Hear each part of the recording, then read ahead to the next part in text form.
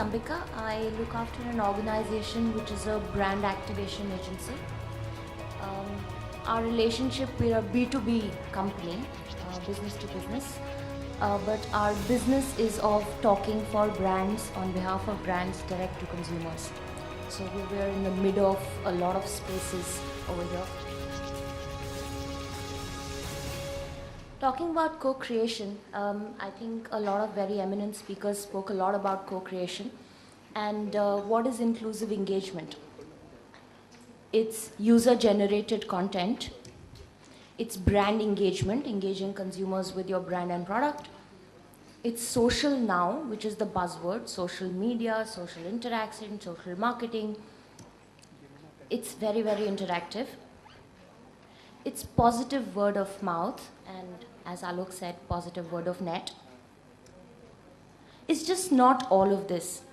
It is also, it's harnessing the energy of youth. It's channelizing their power to be able to mobilize their peers. It's providing options to them and accepting the decisions which they make.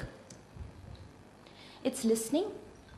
It's reacting, adapting, and empowering the youth to be able to work towards the mutual benefit of the brand as well as the consumer themselves.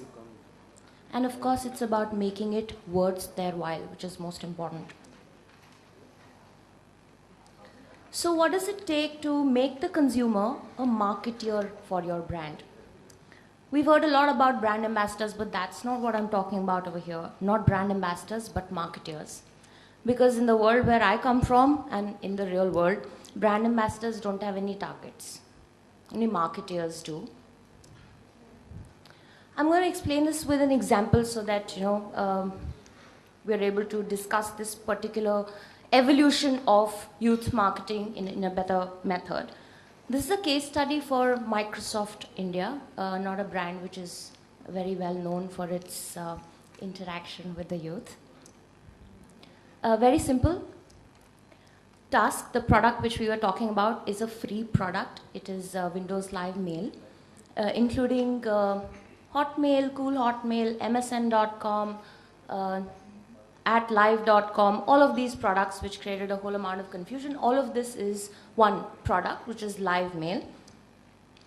Target audience was everybody. Everybody in the country who has the potential or has used email before. But not, of course, the bulk corporate user, because, corporates like you would have a URL which belongs to your company, and therefore we can no longer interfere with that relationship.